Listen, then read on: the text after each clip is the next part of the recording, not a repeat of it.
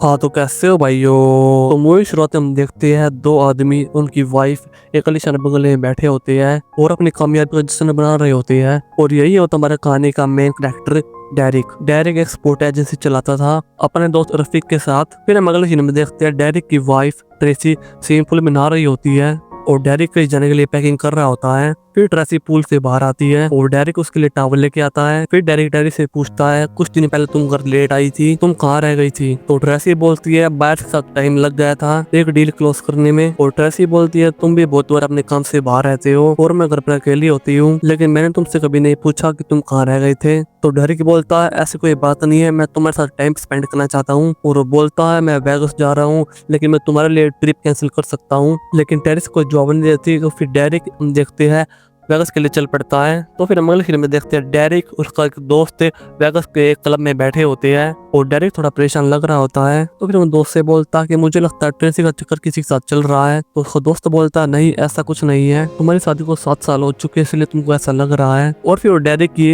Ring निकालता है और कहता है, अब तुम फ्री हो, जाओ मौज करो। फिर डेरिक एक लड़की वहाँ पर डांस करता देख रहा होता है। फिर वो लेडी डेरिक के पास आ जाती है और ये लेडी होती है हमारी मूवी की एक और करेक्टर जिसका नाम होता है वेल। फिर दोनों एक दूसरे से बातें करने लग जाते हैं और दोनों एक दूसरे के साथ बहुत कंफर्टेबल हो जाते हैं और वे दोनों एक दूसरे के साथ डांस करने लग जाते हैं और फिर ये दोनों किस करने लग जाते हैं और फिर होटल रूम में जाकर रोमांस करने लग जाते हैं और फिर ये पूरी रात एक दूसरे के साथ बिताते हैं। फिर सुबह डेरिक वापस अपने घर पे चला जाता है। डेरिक अपने ऑफिस में होता है और उसका भाई टैरिन उसे मिलने के लिए वहाँ पर आता है। टैरिन को कुछ पैसों की जरूरत होती है। फिर डेरिक उसे पैसे दे देता है। ये देखकर रफीक बोलता है, तुम्हें अपने भाई को पैसे नहीं देने चाहिए, लेकिन डेरिक बोलता है, कोई बात नहीं, ये हमारी फैमिली ही है। तो फिर रफीक बोलता है कि टीम हमारी कंपनी को खरीदना चाहता है, जो कि एक बिजनेसमैन होता है, लेकिन डेरिक उसको मना कर देता है और बोलता है, ये एजेंसी हमने बहुत मेहनत से बनाई है और हम इसे नहीं बेचने वाले। फिर वो शाम को देखते हैं डेरिक अपने किचन में कुछ बना रहा होता है और फिर वहाँ पे ट्रेसी आ जाती है और दोनों बहुत खुश होते हैं और डेरिक बोलता है, हमको पहले इतना रहना चाहिए, मैं उन दिनों को बहुत मिस करता हूँ। और ट्रेसी से बोलता है, अब हमको एक बेबी प्लान करना चाहिए। फिर वे दोनों डांस करने लग जाते हैं और थोड़ी देर बाद जाके बेडरूम में जाकर रोमांस भी करने लग जाते हैं। फिर इतने में उनको आवाज सुनाई देती है।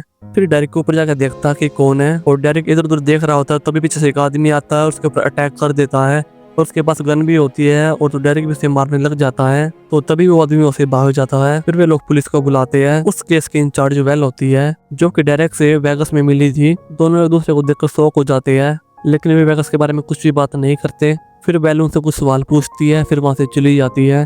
फिर हम अगले सीन में देखती है एक आदमी एक छोटी सी बच्ची को गाड़ी में लेके जा रहा होता है, जो कि छोटी लड़की व्हील चेयर पे होती है। और इतने में वहाँ पर वेल आ जाती है और हमको इतने में पता लगता है कि वेल का वो एक्स हस्बैंड है और उसकी लड़की है। वो अपने एक्स हस्बैंड फैक्टर से कहती है कि मैं अपनी बेटी से मिलना चाहती हूँ और उसके साथ रहना चाहती हूँ, लेकिन काटल कहता है कि ये हक तुम पहले खो चुकी हो। और हमें यहाँ पता ये भी लगता है कि वेल एल्कोहलिक होती है और उसके नशे की वजह से उसकी बेटी भी अपाहिज हो जाती है। वेल कटल से बोलती है कि मैं कोर्ट जाऊंगी और अपनी बेटी की कस्टडी अपने हाथों में ले लूंगी। कटल बोलती, तुमको जो करना तुम वो करो, लेकिन तुमसे कुछ नहीं होने वाला। फिर वेल वहां से चली जाती है और वो डेरिक को इन्वेस्टिगेट करने के लिए बुलाती है। फिर वे दोनों वेगस के बारे में बात करते हैं। डेरिक बोलता है कि उस समय मुझसे गलती हो गई थी और वेल बोलती है कि तुम बच के रहना, तुम्हारी जान को खतरा है। अगले दिन डेरिक ऑफिस से घर पर जाता है और वो देखता है कि ट्रेसी और वेल आपस में बात कर रही होती है। फिर हम देखते हैं ट्रेसी अपने काम के लिए वहां से निकल जाती है। फिर अगले दिन वेल डेरिक के पास जाती है और अपनी गाड़ी से उसको एक बीच पर ले जाती है, जहाँ वो उसको एक घर दिखाती है कि वहाँ देखो। फिर वो दूरबीन से देखता है और वो देखता है कि उसकी बीवी उसके दोस्त रफीक के साथ रोमांस कर रही होती है।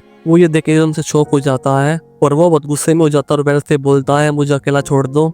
और वेल बोलती है, कुछ और भी है जो मुझे तुम्हें को बताना है और जब तुम सुनने की हालत में होगे तब मुझको कॉल करना। फिर वेल वहां से चली जाती है। रात को डेरिक वेल के पास कॉल करता है और बोलता है, तुमको जो भी सच्चाई पता है सभी मुझे को बता दो। फिर वेल उसको घर पर बुला लेती है और उसको घर बुलाकर बताती है कि जो तुमको मारने वाला है वो तुम्हारा दोस्त रफीक है, जो तुम पर अटैक कर रहा था। ये तुम्हारी बीवी और उसकी साजिश है तुम्हें मारने के लिए। लेकिन डेरिक वेल की बात को विश्वास नहीं करता और वेल बोलते हैं कि वे अच्छे लोग नहीं है, कि वे तुम्हारी पीठ पीछे अपना अफेयर चला रहे हैं और वही है जो तुम्हें मारना चाहते हैं। फिर वो डेरिक के बहुत क्लोज चली जाती है और फिर ये दोनों रोमांस करने लग जाते हैं। फिर डेरिक घर पर होता है और 2 पुलिस वाले उसको लेने के लिए आते हैं। पुलिस स्टेशन जाने के बाद डेरिक को पता लगता है कि उसके दोस्त और उसकी बीवी का मर्डर हो चुका है। तो फिर वेल पूछते क्या तुमने किया है और वेल उससे पूछते जब तुम मेरे घर से निकले थे तो तुम कहाँ गए थे। और उसके ऊपर शक करने लग जाती है कि तुम जब मेरे घर से गए तो बीच पे जाकर तुमने अपनी बीवी अपने दोस्त को मार दिया। लेकिन डेरिक बोलता है, नहीं मैंने ऐसा कुछ नहीं किया है। फिर वो वहां से अपने वकील के साथ चला जाता है। फिर अगले दिन बाद डेरिक की मोम ट्रेसी की मौत की खबर सुनने के बाद वहां पर आती है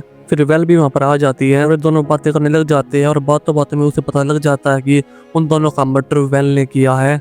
और वेल बोलते हैं कि तुम पे कोई यकीन नहीं करेगा कि मैंने उन दोनों को मारा है, और उसको वन करके वहाँ से चली जाती है। फिर डेरिक अपनी मोम के पास जाता है और उसकी मोम बोलते हैं कि मुझे पता है कि तुमने कुछ नहीं किया है, तुम ऐसा नहीं कर सकते, लेकिन तुम्हें अपने नाम को बचाना होगा, तुम्हें साबित करना होगा। फिर रात को टैरन और डेरिक वेल के बारे में बात कर रहे होते हैं। फिर डेरिक उसे बोलता है कि तुम वेल से दूर रहना, मैं सब संभाल लूंगा। टैरन पुलिस वाले से बहुत नफरत करता था। फिर वो अपने दोस्तों के साथ गन लेकर वेल के घर पर चला जाता है उसको मारने के लिए। वेल लिफ्ट से ऊपर जाती है तो तभी टैरन का दोस्त उसके ऊपर गन मार देता है और उसको पकड़ कर टैरन के पास ले जाता है और वे दोनों उसको मारने वाले होते हैं। तो तभी वेल बीमार होने का एक्टिंग करती है और उन दोनों को ही मार देती है। और वेल को लगता है कि डेरिक ने उन दोनों को ही भेजा था।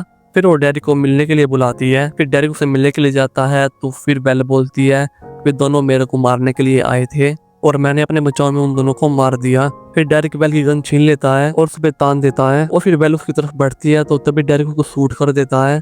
लेकिन ये वेल की चाल होती है, वो देखना चाहती थी कि डेरिक क्या बंदूक चला सकता है, क्या वो मुझे मार सकता है। उस गन में गोलियां नहीं होती। फिर वो डेरिक के ऊपर गन तान लेती है और वो कहती है कि अब भी तुम्हें बचा सकती हूँ, लेकिन तुम्हें मेरा एक काम करना होगा। वो कहती है कि तुम्हें मेरे एक्स हस्बैंड को मारना होगा क्योंकि उसके पास मेरी एक ऐसी चीज है जो मुझे वापस चाहिए। वो अपनी बेटे के बारे में बात कर रही होती है। वो डेरिक को बताती है कि कर्टल हमेशा जॉगिंग के लिए सुबह जाता है और उसको उस जगह के बारे में बताता है जहाँ वो उसको मार सके।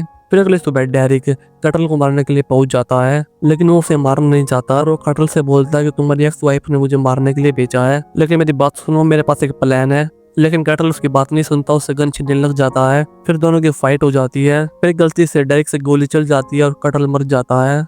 फिर डेरिक वेल के पास जाता है और बोलता है कि मैंने उसको वार्न किया था कि तुम्हारी बीवी पागल है, तुम्हें मारना चाहती है। फिर वेल बोलते हैं तुमने मेरा काम कर दिया है, अब तुम जा सकते हो। तो फिर डेरिक बोलता है कि मैं जैसे यहाँ से जाऊंगा तुम मुझे ही मार दोगी, जिससे तुम्हें तुम्हारी बेटी भी वापस मिल जाएगी और तुम्हारे मर्डर केसेस भी सब कुछ सॉल्व हो जाएंगे।